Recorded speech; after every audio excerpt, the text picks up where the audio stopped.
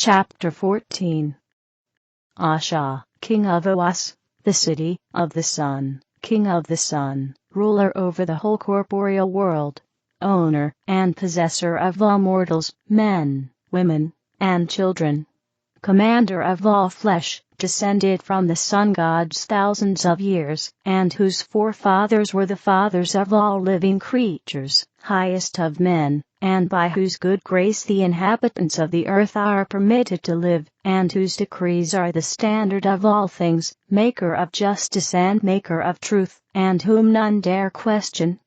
and on whose word the sun and moon and stars bow down, greeting. To the kings and queens of the east and west and north and south, over all the cities in the world, rulers in the temples of the stars, that is, observatories, slayers of dragons, and slayers of lions, and slayers of tigers, and of men, and of women, and of children and serpents, honored in the Golgothas, and by millions of cowering slaves, owners of thousands of wives, and whose boats sail in lakes of mortal blood, and whose grounds are honored by 10,000 men slain every year, sworn on the flesh of the thigh, whose words are life and death, and most obedient to the Sun King, I command, first, that there is an Ormuzd, creator, person,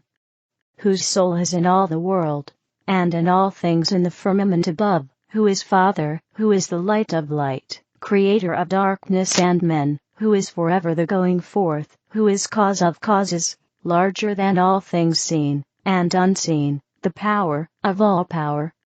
Second, Ihar Mazda, that is, God, his only begotten Son, born of the Virgin Me, that is, the substance seen, pure and all holy, master of men, person of word, essence of Ormuzd revealed in word, savior of men, holder of the keys of heaven, through whose good grace only the souls of men can rise to nirvana, the high heaven. Third, Zarathustra, a man, all pure, conceived by a virgin, and born wise, being one with Ihar Mazda, who is one with Ormuzd, of whom the word saith, death he without miracle, the raising of the dead, healing the sick by the laying on of hands, whose word of command bringeth forth ripe wheat, full grown, in a day, and doing all things that the ancients accredited to the gods as miracles, but which the Ormuzdian law showeth to be natural law, to any one who is all pure, and who draweth power from Ormuzd, the Creator, and his holy angels. Fourth, a book, holy and sacred, revealed by Ihar Mazda to Zarathustra, the all-pure, and written on stone and cloth, revealing all wisdom, which is styled the Ormuzdian law, the Ihar Mazdian law, the Zarathustrian law, which is the all-highest law in all the world, approved by Asha, the King of Kings. Fifth, by 10,000 learned scribes in my command, written a copy of the holy book, and herewith sent with commands by the King of the Sun, that this book shall be the all-highest law in all my subkingdoms, and that all my kings shall believe it, and command the same of their slaves. Nor shall any man stand up against this, my decree, and live, nor shall any man alter one word or sign in this holy book, nor disbelieve one word it containeth.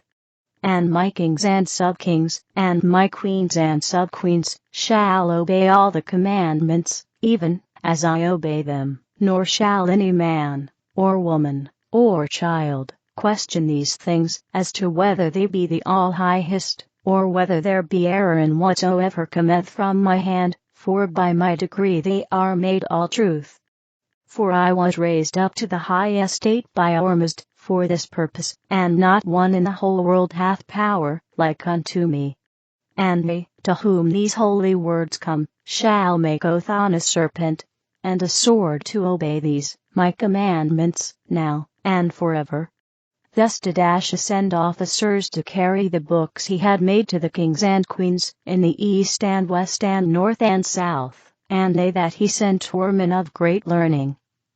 and of the highest caste, and they took with them serpents, and swords, and gave them as commanded, exacting an oath from all who received them,